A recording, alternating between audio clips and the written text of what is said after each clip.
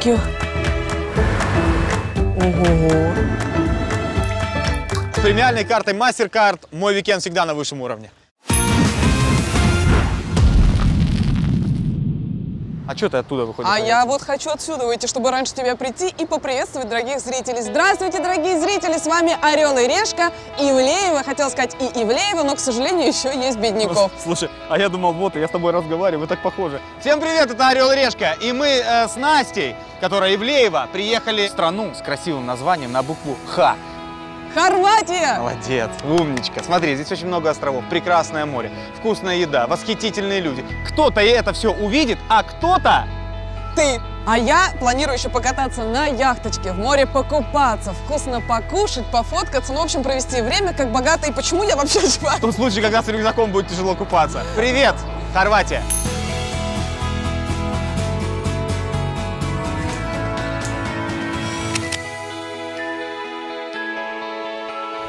Это прекрасные новости. Я считаю, это прекрасно. Ты плохо видишь, Настя.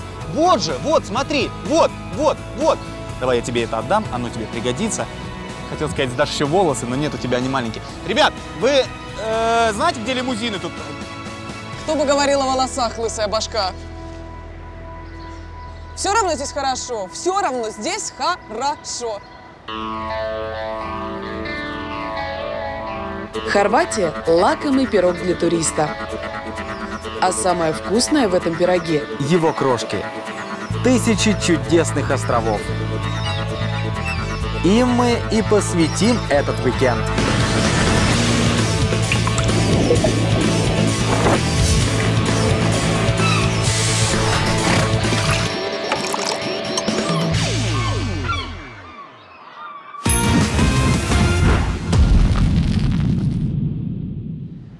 Итак, со своей безлимитной карты здесь, в Хорватии, я мог бы взять какую-то мощную машину на огромных колесах и проверить на прочность хорватские дороги.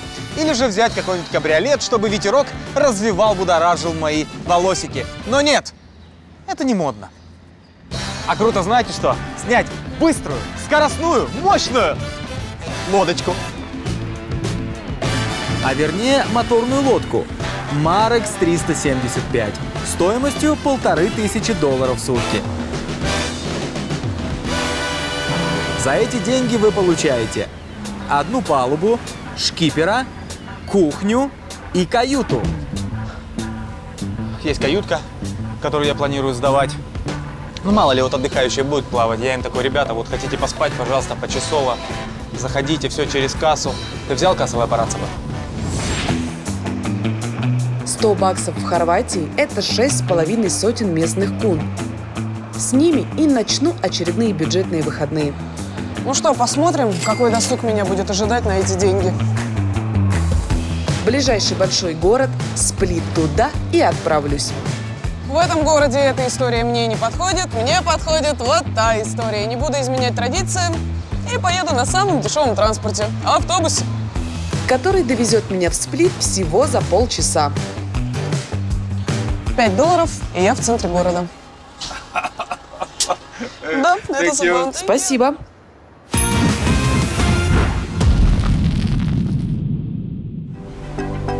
Ну что ж, пришло время вам рассказать, зачем я взял себе быструю моторную лодку. Посмотрите на это. Ну вы только посмотрите на вот это. И не вздумайте мне сказать, что это некрасиво, это не впечатляет. Вообще здесь, в Адриатическом море, неимоверное количество всевозможных островов. И что самое главное для нас, большая часть из них находится в Хорватии.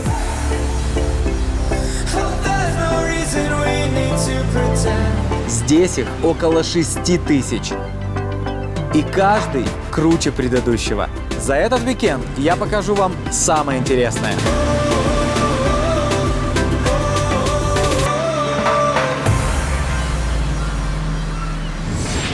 Ну а я со $100 в стороне не останусь. И тоже загляну на парочку просто сказочных островов. Но сначала прогуляюсь по хорватскому побережью. И первая остановка на моем пути – город Сплит. Хорваты считают Сплит одним из самых красивейших городов в мире. Я человечек на опыте, пойду и посмотрю, так ли это.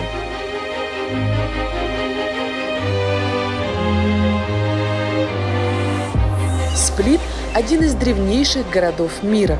Ему уже 2500 лет. В разное время Сплит принадлежал грекам, римлянам,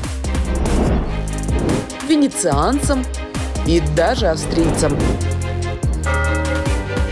Каждый из новых владельцев добавлял в Сплит что-то свое, сделав архитектуру города поистине уникальной.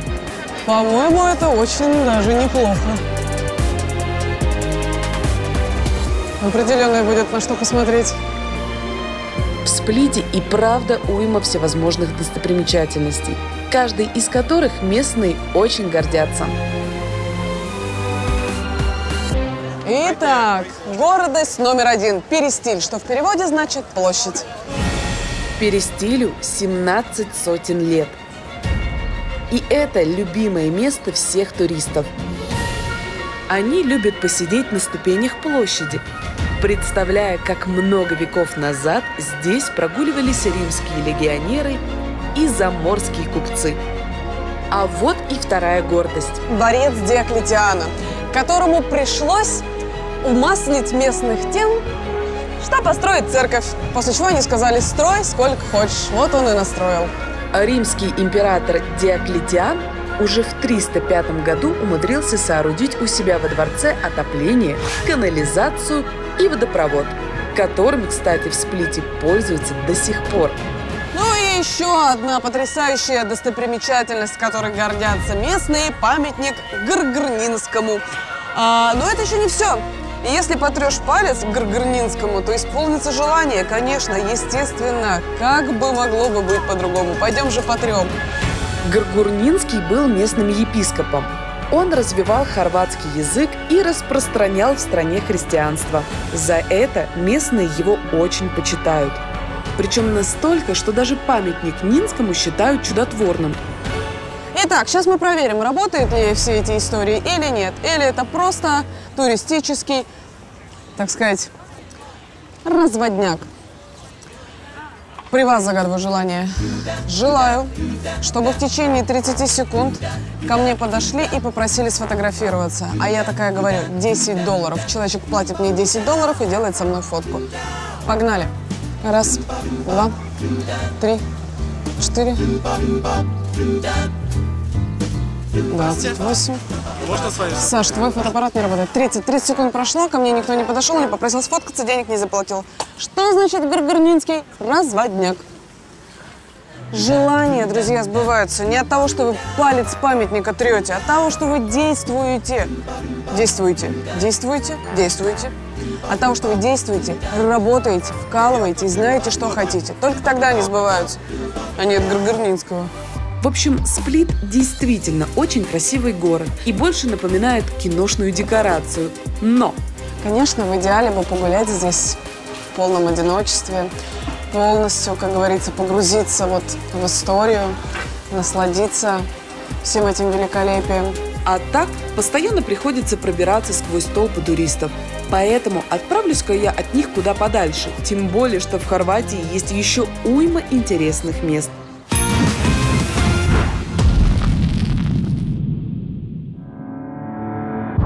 А вот и первая остановка в моем морском приключении – остров Вис. Капитан Андрей Борода причалил. Спросите, куда? Хорошо, что вы спросили, я расскажу. Мы подошли к одному из самых красивых пляжей Европы. Но, во всяком случае, так считают местные. Называется он Стинево. Скрыт от ветра и толп туристов в уютной крошечной бухте.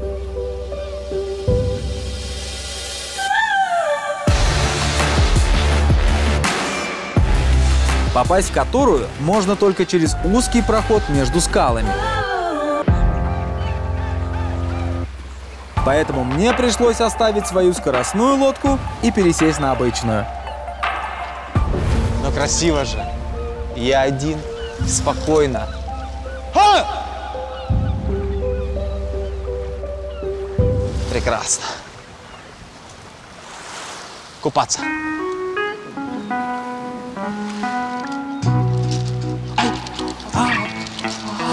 Ой.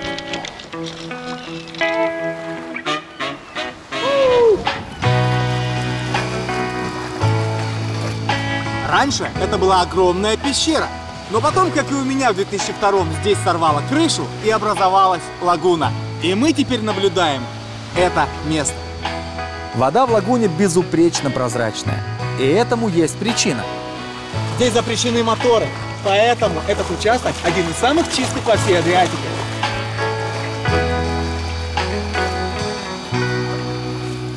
Прекрасно. Я получил колоссальное удовольствие покупаться на таком пляже без единого человека. Это очень круто. Нужно ехать дальше.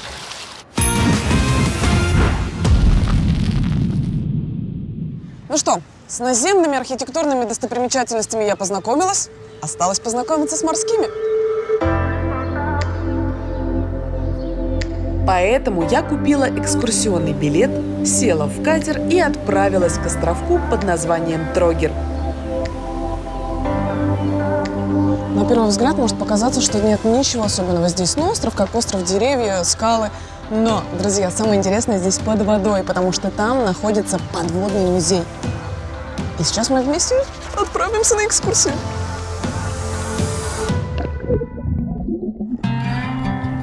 Музей подводных скульптур в Трогире – это 50 скульптур в человеческий рост, затопленных на дне Адриатики.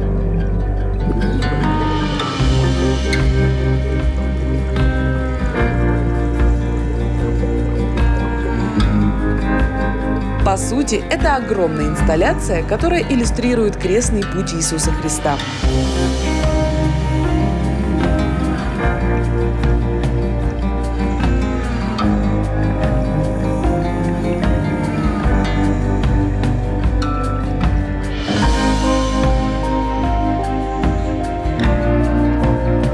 Фишка в том, что посмотреть на всю эту красоту можно и без дайверского снаряжения. Достаточно всего лишь маски и трубки.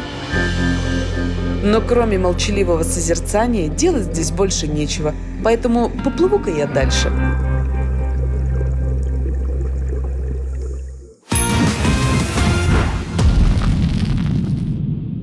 А я тем временем пришвартовался у следующей достопримечательности. Я приехал на остров Бишева. И в самом сердце этого острова находится голубая пещера. Туда на моей лодке, к сожалению, не смогу доплыть, поэтому нужно брать вот такую маленькую и плыть на ней. Ой, там очередь, а у меня будет вип-тур. Бывает такое. Спасибо.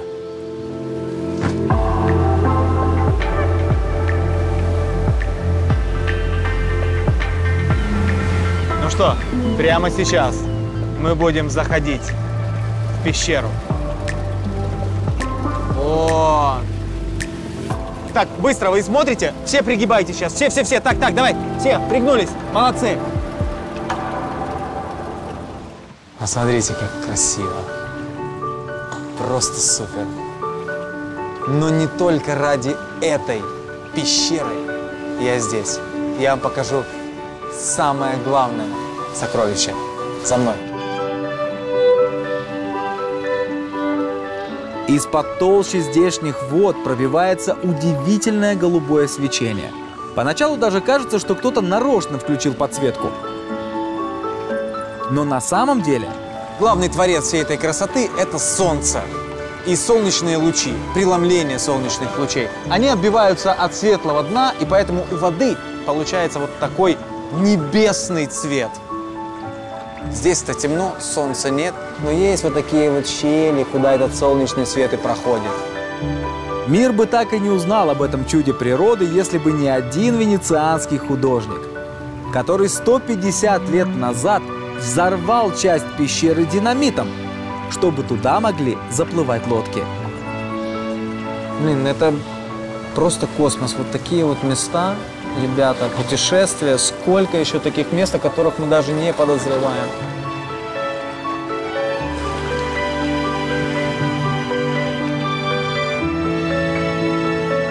Мне очень понравилось, не пожалел ни секунды, что я здесь побывал. Такая обычная маленькая пещера так и манит к себе туристов.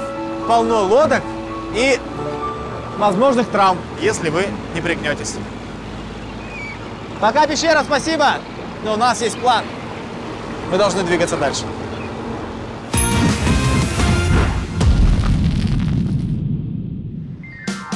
А чем я хуже Беднякова? У меня тоже будет своя пещера.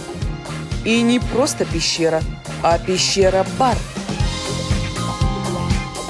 Друзья мои, ну я вообще такое заведение первый раз в жизни встречаю. Помимо того, что очень интересный бар, он выполнен как какая-то пещера подводная, заброшенная. Этот бар находится под водой. И все эти рыбки – это и есть мой перформанс. Ну, не мой, бара, но я вам хотела его показать.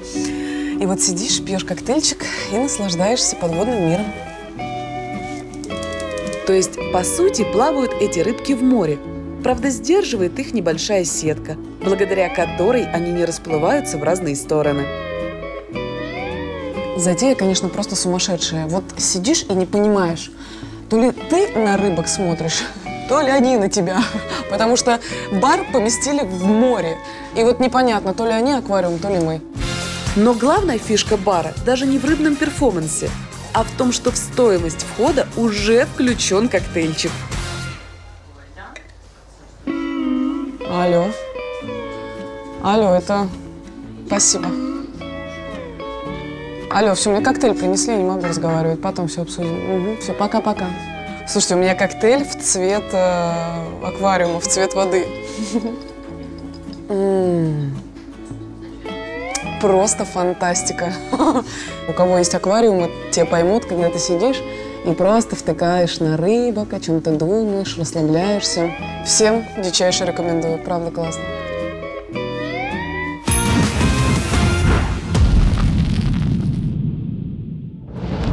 А я тем временем прибыл на остров под названием Хвар. Я на своей лодке подхожу к острову, на котором остановлюсь.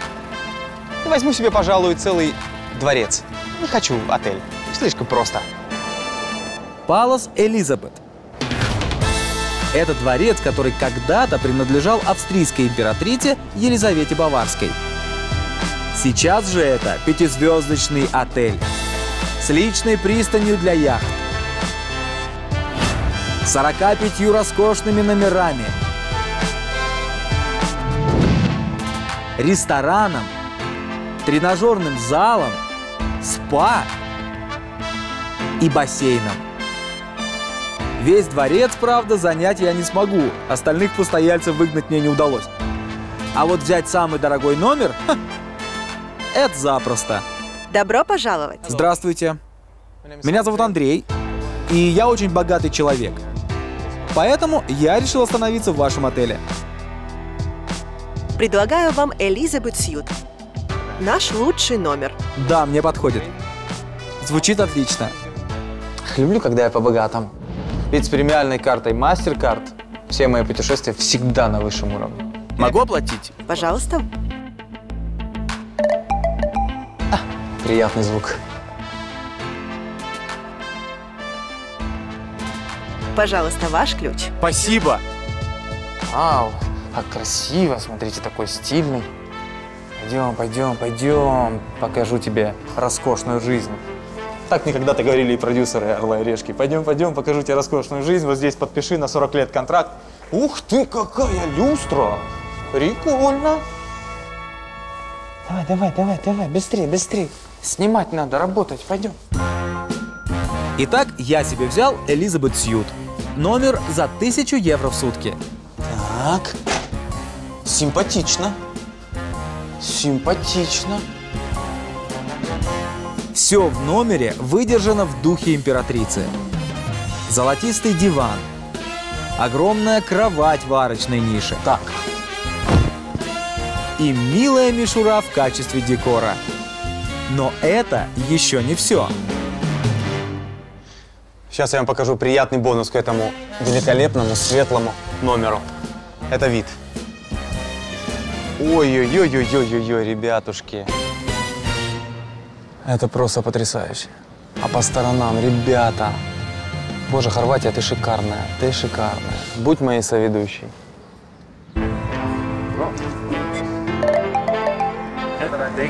Thank you.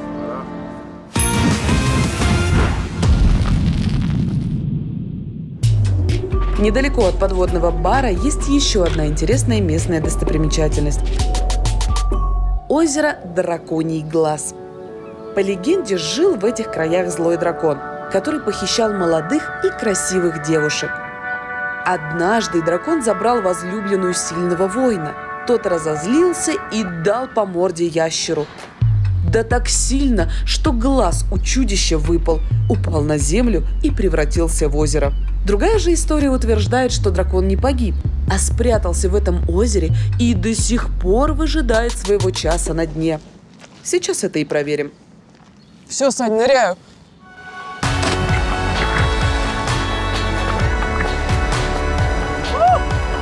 Супер!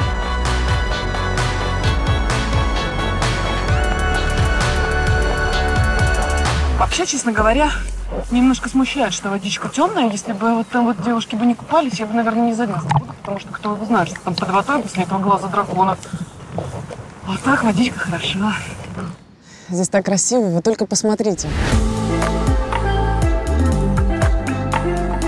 Сюда обязательно нужно приезжать с коптером, чтобы в полной мере насладиться красотой этого места. Узнать о коптерах все и найти модель на любой вкус и кошелек можно на Е-каталоге.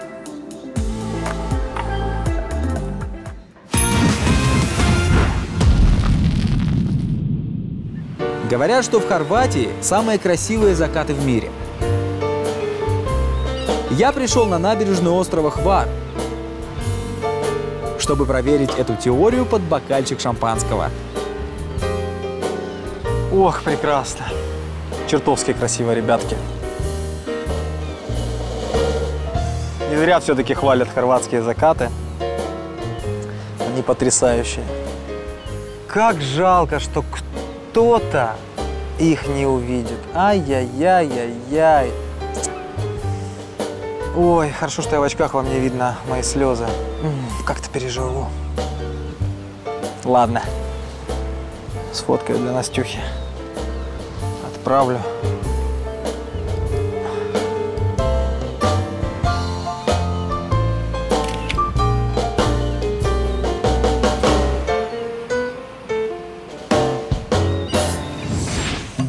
А пока там Андрюшка злорадствует, я приехала в городок Задр. И не просто так. Во-первых, здесь живет каучсерфер, который согласился дать мне бесплатный ночлег. А во-вторых, этот каучсерфер – владелец самого красивого острова в Хорватии. Так что убью сразу двух зайцев. Переночую бесплатно и остров на халяву посмотрю. Здравствуйте. Здравствуй. Настя. Приятно познакомиться. По каучсерфингу? Да, по каучсерфингу. Заходи. Знакомьтесь, Влада Юреско, каучсерфер и владелец острова Галишняк. Ты на одну ночь? Да, на одну ночь. Для тебя есть простая комната. Спасибо. Это моей бабушки. И она померла уже. Так что без проблем. Бабуля, говорите? Смотри, здесь есть кровать двухспальная, тумбочка и терраса с видом. Очень большая. Очень большая. Обалдеть. А еще вид на море. Вью. Да, там даже яхты видно.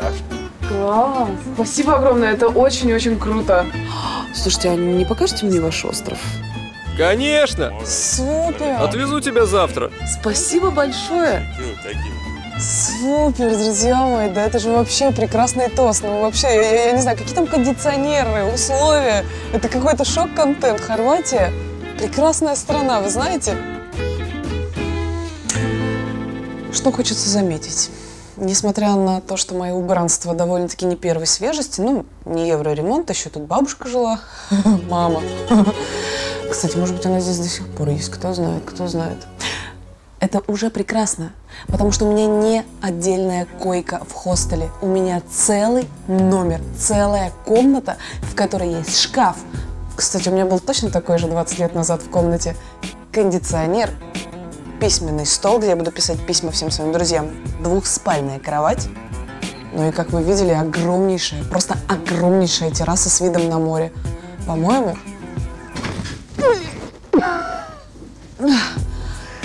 По-моему, это прекрасный тост. Уважаемая бабушка, если вы меня слышите, я бы очень хотела, чтобы вы меня не тревожили, потому что я хороший человек, и как бы не хотелось бы с вами там конфликтовать. Я чисто ночку переночую и уйду, ни на что не претендую. Вашего сына замуж забирать не буду, на остров тоже не претендую, вдруг он ваш, и вы его бережете. Плиз, как говорится, без вражды.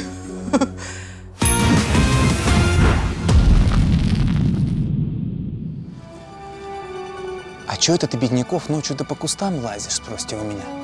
Ну, во-первых, я пытаюсь зарыть бездыханное тело своего оператора, плохо себя вел. Ну, а во-вторых, Орел и Решка продолжает раздавать деньги. Очередные 100 баксов отправляются в бутылку.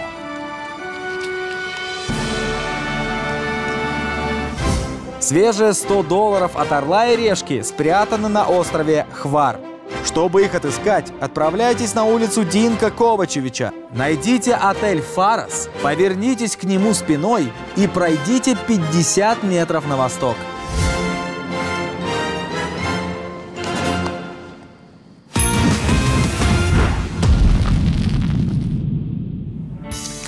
Ну что, осталось сделать прическу. С моделирующим лаком объема Нивея это легко делается в 3 этапа. Подготовка,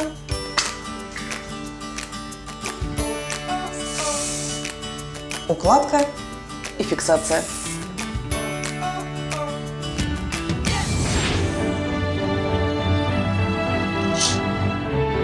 Бодрого всем хорватского утра!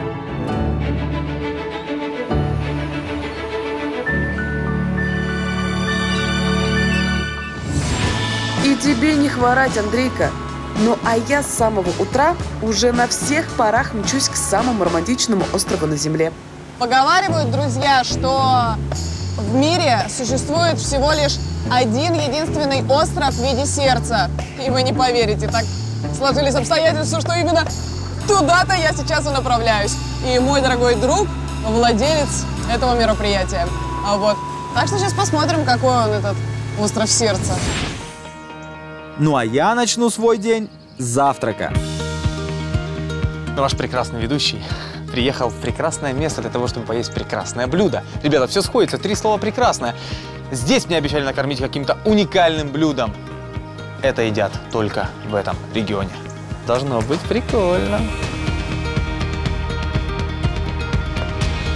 Пару минут, и еда уже на моем столе.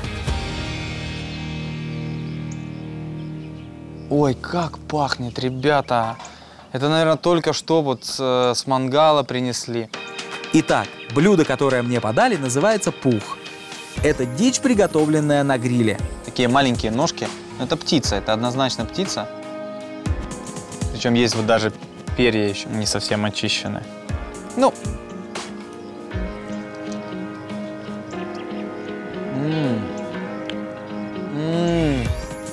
Это очень вкусно. Но это не перепелка, это как кролик. Но у кролика мясо, оно жестче. А здесь мясо не жесткое. Прям очень странно. Так вкусно. Мне хочется каждую косточку, знаете, так обгладывать. Извините, я могу вам задать вопрос? Это птица? Нет, это пух. Да, я знаю, что это пух. Давай покажу. Окей. Я не смог объяснить, говорит, я тебе покажу. Это вот это... Это...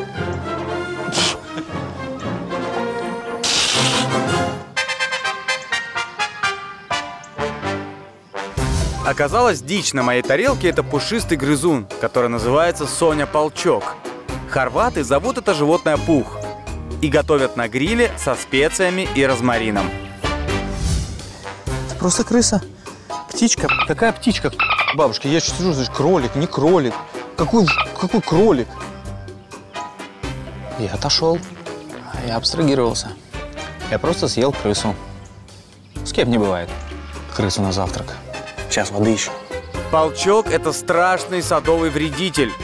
Поэтому хорваты не придумали ничего лучше, чем ловить этих грызунов, жарить и, прости господи, есть. То есть, по сути, вот этот зверек ел их виноград, и люди такие: ах, ты съедаешь наш виноград, тогда мы сожрем тебя. Поэтому, если вдруг вы соберетесь есть здесь, в этом регионе, у кого-то через забор виноград, помните, как поступают с теми, кто ест их виноград. Не советую.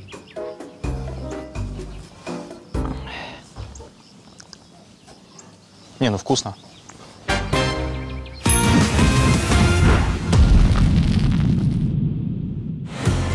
Час на лодке, и я на месте.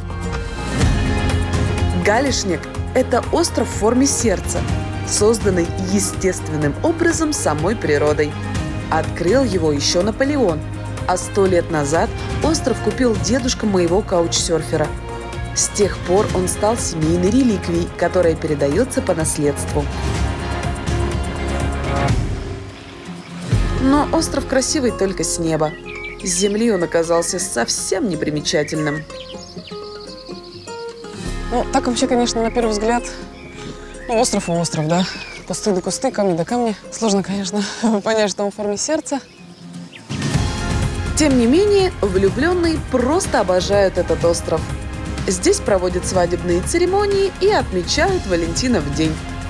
При этом Влада не собирается застроить здесь все отелями, чтобы не испортить первозданную красоту острова. Между прочим, дорогие друзья, сама Анджелина Джоли хотела его купить. Но красивым женщинам не все дано. Это я по себе знаю, например, через кусты перешагивать. В общем, делать мне на этом острове нечего, поэтому поехали дальше.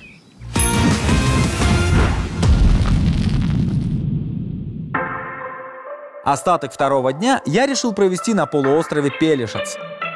Поэтому обменял свою яхту на авто с водителем.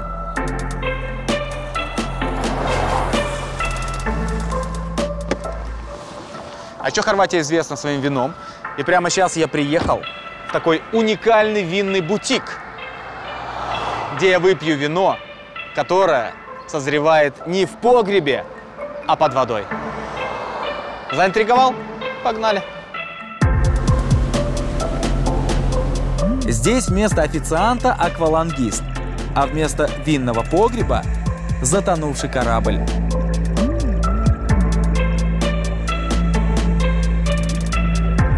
То есть прежде чем попасть ко мне в бокал, амфору с вином достают с 20-метровой глубины, где оно пробыло ровно 2 года. Фишка в том, что на дне моря темно и прохладно, а значит и процесс брожения происходит иначе. Поэтому вкус и аромат у вина должен быть особенным. Я решил провести эксперимент и сравнить вино из обычного погреба с тем, что достали из-под воды. Начну, пожалуй, с обычного. Ну, вот очень терпкое вино, вяжет язык. И сразу чувствуется, что оно такое креплененькое. Здесь у нас хватает оборотов, ребятки. Ну что, теперь пробуем второе. Которое для меня достали из 20-метровой глубины. Вот это вино мягче.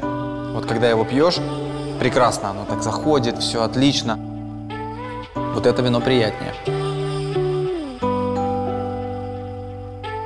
Оказалось, разница вина в мягкости вкуса и послевкусии.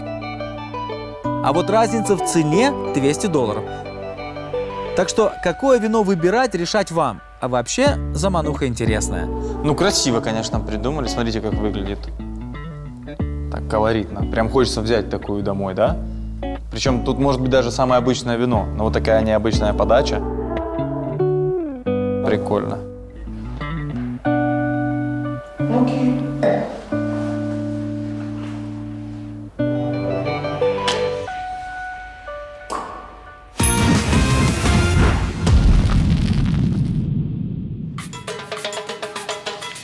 Я приехала на остров Пашман, но не просто так. Здесь есть определенный вид моллюсков. Называется моллюск кунька, он же ковчег Ноя. Внешне это что-то среднее между морским гребешком и мидией. Но я буду не Настюшка Ивлеева, если не попробую их выловить самостоятельно.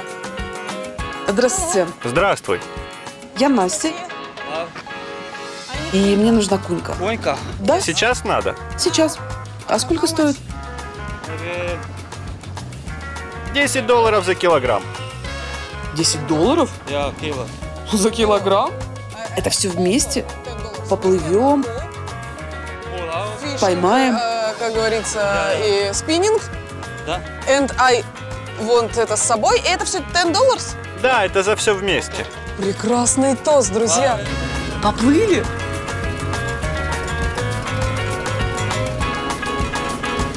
Вперед! За кунькой! Куньки водятся на мелководье Адриатического моря. Чтобы их добыть, нужно сначала приплыть в рыбное место и бросить там якорь. Затем необходимо вооружиться сумкой для добычи, ластами, маской и специальной лопаткой для охоты на куник. Но в ловле куник есть несколько сложностей. Во-первых, кунька очень хорошо маскируется под камни. Во-вторых, куньку не просто отковырять от дна, даже с лопаткой. Ну и в-третьих, нужно постоянно всплывать наверх, чтобы пополнить запас воздуха. Но в конце концов, куньки поддались моему упорству, и я смогла выловить несколько штук. Браво. Как говорят, прекрасный тост. Посмотрим же мой улов. Короче, у меня итого словленных Настюшка Ивлеева. 1, 2, 3, 4, 5 куник, которые я самолично вытащила, нырнула и достала. Оказалось, что куньку можно есть в сыром виде. Нужно просто вскрыть ее ножом и достать мясо из ракушки. Это вкусно. Немножко похоже на кальмар. Как будто это кальмар, который мы привыкли покупать в упаковках, уже готовый, как закуску. Только здесь он сырой. Я не знаю, что там у Беднякова, и даже не хочу этого знать. Но у меня только что состоялся абсолютно прекраснейший, богатейший, не знаю, свежайший ужин. Это было так круто, эмоции просто зашкаливают. Ну и, конечно же, свое подводное путешествие я засняла на экшн-камеру, которую выбрала на Е-каталоге. Очень рекомендую. Все просто. Устанавливаешь нужные параметры, подбираешь комплектацию, выбираешь приемлемую цену и да, не забудьте прочитать отзывы. В общем, выбирай и покупай, как я.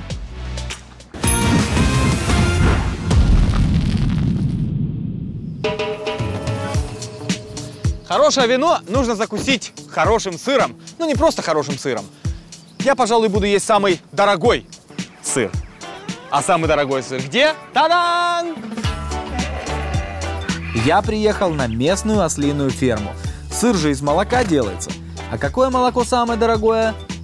Правильно, ослиное. Расскажу вам, почему, собственно, ослиное молоко дороже, чем коровье. Во-первых, ослиц меньше, чем коров. Во-вторых, за вот этими чудо-животными нужен особый уход. И в-третьих, ребята, чтобы подоить ослицу, ох, это та еще задача. Но и это еще не все. 3 ослицы в среднем за день дают 3,5 литра молока. Для сыра надо 26 литров молока. 1 литр вот этого молока стоит 40 евро. А теперь, как у вас с математикой? Чтобы приготовить килограммовую головку этого сыра, только молока надо на 1000 евро. И это я уже не говорю о затратах на производство. Так, молоко я и надоил, осталось только попробовать. Ну, хорошо, что у владельца фермы есть еще и свой ресторан, где вы можете это сделать.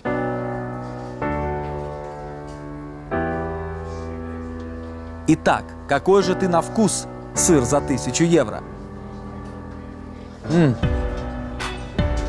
Очень нежный сыр. Прям как творожная масса, знаете? Сладкий, маслянистый, с привкусом ореха. Вот так вот можно описать этот сыр. Этот вообще не соленый. Я же говорю, он реально сладкий. Очень необычный.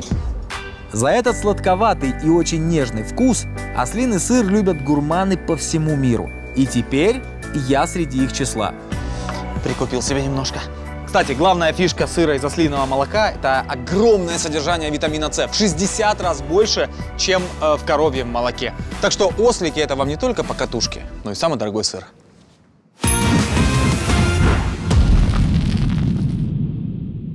Не единым островом в виде сердца славится Хорватия.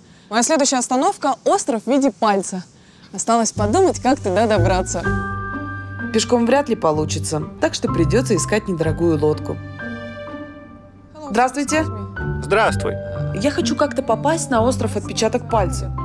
Слушай, я буду проезжать мимо. Могу тебя туда закинуть, а на обратном пути подберу. Грех отказывать такой красотке. Мама, спасибо, что родила меня такой красоткой. Спасибо. Остров Баленец – это просто чудо. С космоса он выглядит как настоящий отпечаток человеческого пальца. Что же это? Лабиринт мифического существа? Языческие ритуальные строения? Или посадочная площадка для инопланетян? Сейчас высадимся и все разузнаем. Большое спасибо. I go, как говорится, гулять. Оказалось, весь остров опоясан лабиринтом полуразрушенных стен, которые и создают этот самый рисунок отпечатка пальца. Но мистикой здесь совсем не пахнет. Друзья, вот эти вот камни, их здесь огромное количество, это не остатки разрушенных домов, как вы могли бы подумать. Это некие заборы, которым, между прочим, уже тысячи лет. И раньше местные жители таким образом ограждали свои огородики. От ветра, в общем-то. И посмотрите, как они построены уникально. Камни как будто уложены слоями. Вот.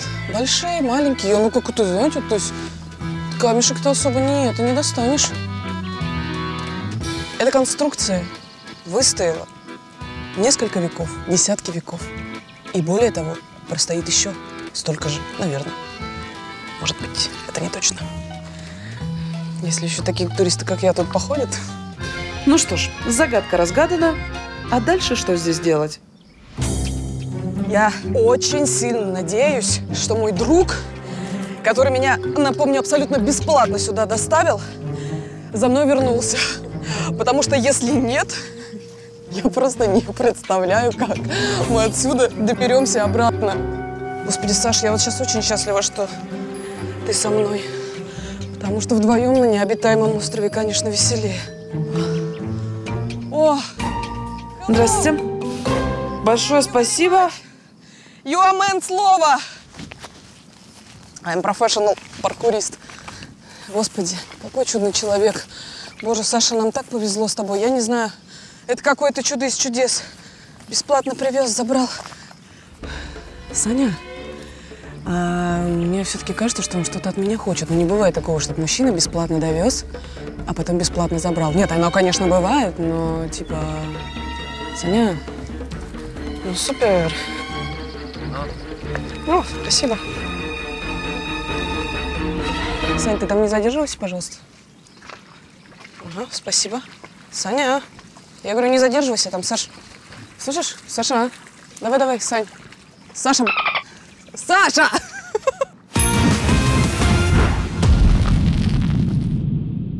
Но на этом чудеса в Хорватии не заканчиваются. Прямо сейчас за моей спиной Великая Хорватская стена. Моя любимая программа «Орел и решка. Чудеса света» побывали на китайской стене, а я демо-версия здесь, на хорватской. Привет, ребята! Великая Хорватская стена или Стонская крепость – это 41 башня и 5 стен, которые растянулись аж на 5 километров. Построили стену 600 лет назад, чтобы защищать местные соливарни от грабителей. Благодаря своим масштабам Хорватская стена была и остается самым длинным крепостным сооружением в Европе и вторым в мире после знаменитой Китайской стены. Пройти все 5 километров я не осилю, но с несколькими пролетами, думаю, справлюсь. Меня поражает, как люди раньше жили в таких замках высоких. Вот поднялся такой, забыл дверь закрыть. И пошел опять вниз закрывать. Но это же тяжело. Хорошо, что сейчас такие маленькие квартирки. Живешь спокойно и все. Нормально. Па-бам! Я покорил эту вершину. Раньше стена носила оборонительную функцию, а сейчас, видите, такую ознакомительную. Люди сюда приходят и используют вот эту башню в качестве смотровой площадки, чтобы полюбоваться видом. Не знаю, как вы, а я балдею от этой хорватской черепицы. Визитная карточка страны. А пейзаж отсюда открывается действительно живописный. Красивая долина с россыпью домиков, утопающих в зелени. Ну, все это путешествие на стену, это буквально на 10 минут. Я поднялся, полюбовался, фотку сделал. Пока.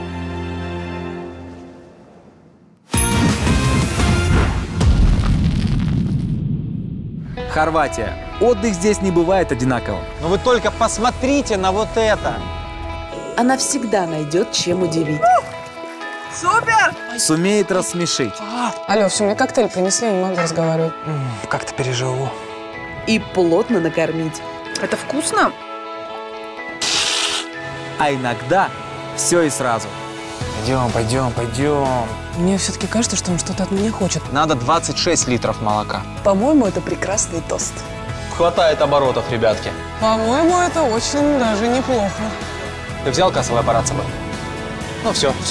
Это какой-то шок-контент. Хорватия – прекрасная страна, вы знаете?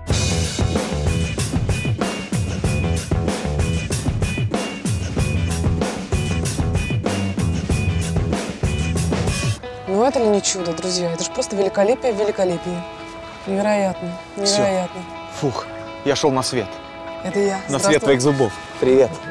Ну тоже прекрасный тост, Прекрасный Андрюша. тост. Ну что, рассказывай, как у тебя дела? А у меня дела прекрасные. Помимо того, что я загорелая, стройная и прекрасная девчонка, я в добром, прекрасном шоке, потому что я не ожидала, что мне хватит денег посмотреть хотя бы половину. Но, Андрюша, какие здесь добрые люди. Мужчины соглашались сделать кое-что бесплатно. Стоять! Нас смотрят дети. Ну, в смысле, катали меня на лодке. Понятно. Конечно. А ты им что? А я спасибо. Вот Или так вот это работает, да? Хвала, говорю, господин. И сейчас все девочки из разных мегаполисов думают, блин, а что, так можно было? Просто спасибо сказать мужикам за то, что они нас на лодке катают. Конечно. Блин! У меня была лодка, я плавал, я нырял, я был на самом красивом пляже Европы. Бывал. Там очень хорошо. Ну и самое главное, я ел потрясающе вкусную еду. Я взял, кстати, с собой здесь в карман. Пух называется. Обалденное мясо. Подожди. Дорогие друзья, увидимся с вами в следующем городе. Не факт, я тебе сейчас дам этот пух, и тогда посмотрим.